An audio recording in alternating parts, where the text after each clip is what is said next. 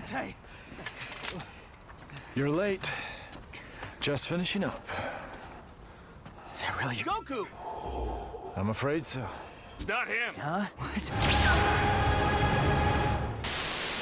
So last video, we tried to figure out just how many animes Dante from Devil May Cry, no, never you, just how many animes Dante from Devil May Cry would ruin if he jumped into their universes. Turns out it's a lot of them. And while we confirmed whether it's romance, mystery genre, a political drama, or just straight up battle shonen, most anime cannot handle Dante's overwhelming charisma. However, there were a lot of animes that either didn't make the cut, or there were a bunch that you guys suggested down in the comments. Instead of making a whole nother video glazing up Dante, don't tempt me, another really good way to tackle this concept would be allowing the older son of Sparda to step in and prove Devil May Cry's case. If watching Dante effortlessly solve 99% of anime's problems didn't prove my point, maybe this time we just need to use a little more power.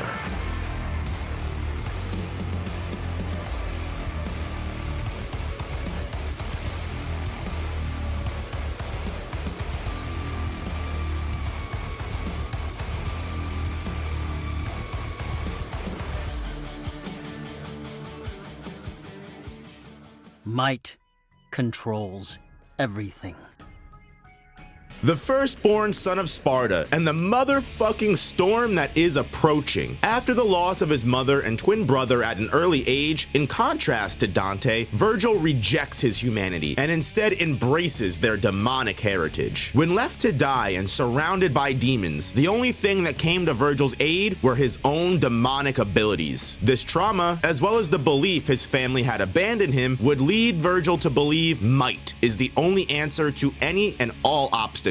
Because of this mindset, Vergil only thinks of himself, willing to selfishly chase power even if he forsakes the entire universe to achieve it, something he has already done twice. Once by raising the Tema Negru, a naturally occurring gateway between the human and demon realms that was locked away by Sparda millennia ago, and twice by conquering the demon realm as its new king and attempting to merge the two realms with the Clypoth tree. Unlike Dante, who enjoys going around, solving mysteries and saving the world, Vergil's journeys into the anime world will most likely involve stealing their most powerful artifacts or conquering their strongest enemies to become more indomitable. Anime like Death Note, Judgment Cut. Attack on Titan, Judgment Cut. No, not Bocchi the Rock. It's so wholesome.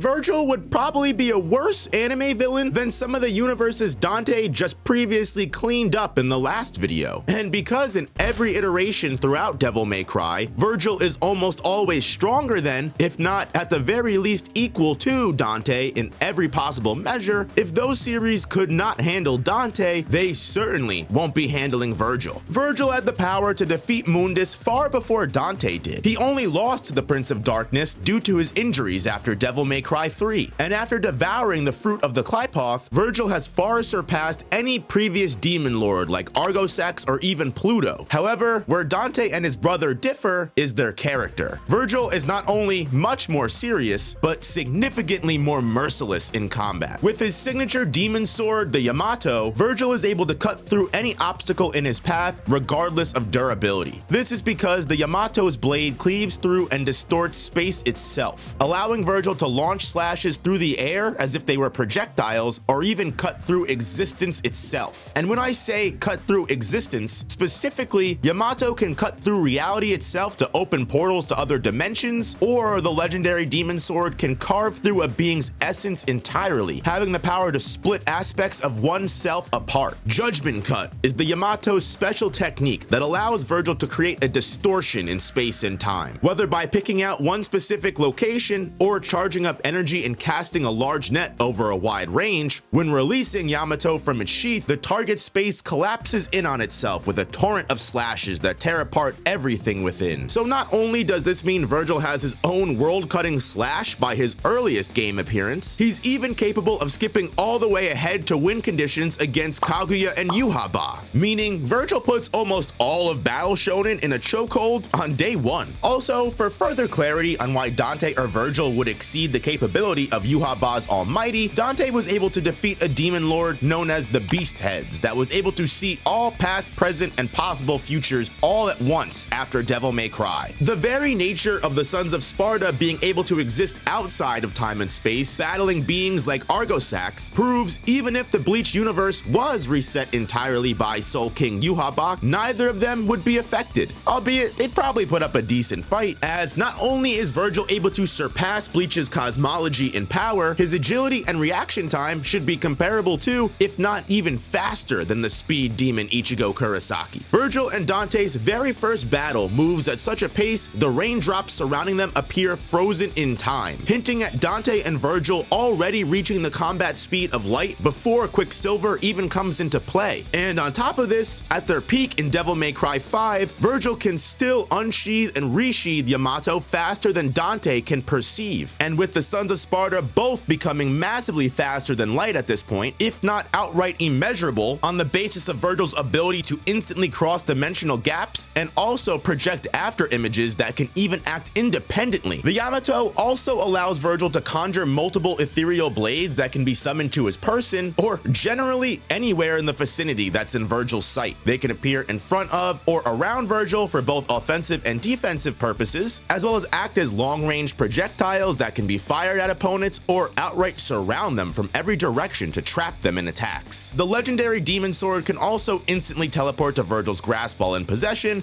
making him a threat in both close, middle, and long-range types of combat. This would even make it severely tough for an anime protagonist like Saitama from One Punch Man to effectively land attacks on Vergil, as even if you consider them faster, Vergil can dodge, block, and counter from every angle with no blind spots. To be fair, we have never seen the full power of Saitama in One Punch Man, but if Awakened Garo was the first opponent to bring out some level of seriousness from the hero, Vergil would no doubt be the second.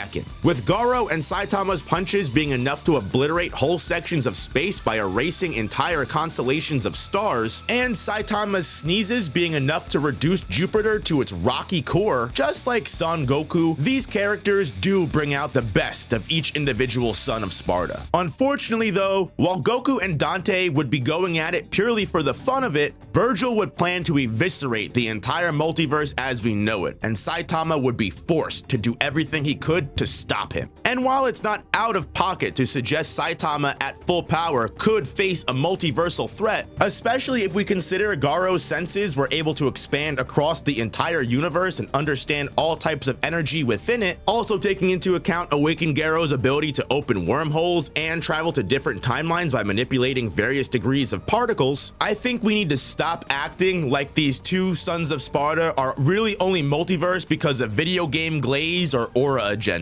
It isn't enough to say that Vergil in his peak was capable of fusing the human and demon dimensions together into a whole new universe, or that as Urizen, his presence was making both realms shake before even consuming the Clypoth fruit of power or remerging with his human half, both of which only resulted in more amplifications of Vergil's already insane magnitude of strength. Let alone, Vergil can still boost all of his stats higher than this on a very large scale with his Devil Trigger, and then buff him all over again on top of that with Sin Devil Trigger, the extremely devastating final form of the Sons of Sparda. And it's not like they lack in any kind of combat category either. Battle intelligence is both of the brothers' strong suits, as neither of them have known any other life but demon hunting since the age of 8. And even though the Dark Slayer Vergil chooses to devote himself to the blade out of honor and pride, the truth is he is just as flexible and dynamic when it comes to fighting styles as his brother Dante, proven when he defeats the Gatekeeper Beowulf effortlessly, a demon that Dante required a whole boss fight to only injure, and instantly converts the demon into a devil arm, something previously only thought to be capable of by Dante. While wielding the demon Beowulf as a weapon, Vergil unveils a devastating yet also rhythmic and acrobatic hand-to-hand art, full of crushing axe kicks, quick and critical punches, all combined into quick combos and hard to read movements, easily able to pick up new concepts or techniques with intuitive thinking and a surprisingly open mind, all the while maintaining that aura of pure dominance and showing off fierce displays of strength. His versatility is also shown when Vergil dual wields Yamato with his father's sealed sword, the Force Edge, or his self-created substitute in later games, the Mirage Edge. A mere husk of the Sword of Sparda's true power, it does, however, hold a large portion of it still, allowing Vergil to swap between Yamato and Force Edge mid-combat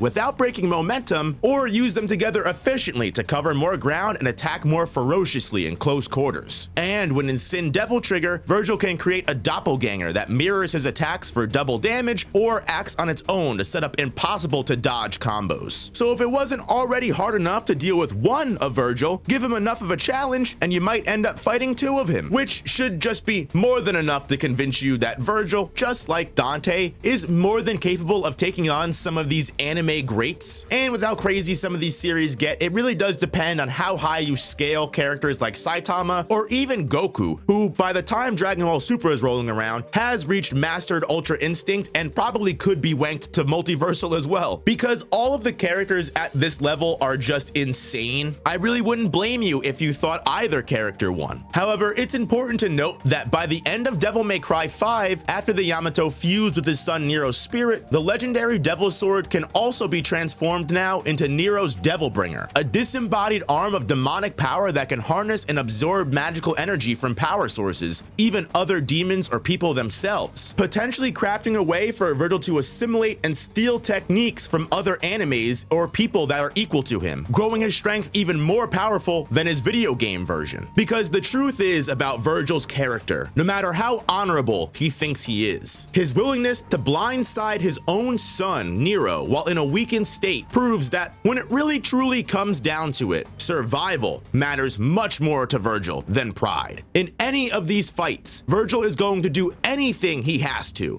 continue breathing. Which is why, just like his brother, maybe even more so, Vergil for sure ruins every anime. At least like 95 to 99% of them. Because despite these close matchups with Goku and Saitama, a lot of you guys brought up amazing points last video and proved when it comes to outright existential or conceptual anomalies that supersede any and every possible universe, speaking primarily about anime like Gurren Lagann or Madoka Magica, it's just way too ridiculous to make an argument and represent the exact 1 to 5% of anime I'd be talking about. You do also have like your light novel isekai power fantasies, such as that one time I got reincarnated as a slime, weird conceptual techniques like Giorno Giovanna's Gold Experience Requiem or Toru's Wonder of You from JoJo's Bizarre Adventure also present a problem for the brothers, more because it's unclear which anomaly would take priority. Does Return to Zero trap the Sons of Sparda in an infinite death loop, or would Yamato simply allow Vergil to dimensional slash his way out? And if that's the case, if Vergil comes back to finish the fight, does he just end up trapped in Return to Zero again? Or the endless calamity of Wonder of You? Is the misfortune of pursuing the head doctor enough to actually cause death upon these essentially immortal demons? Way too many questions to consider, and my brain hurts, which is why I've got you guys in the comments. Let me know down below what other animes stop the Sons of Sparda, and also who you think would win between Vergil and Saitama. Thank you all so much for watching, and I'll see you guys in the next one. Peace, peace.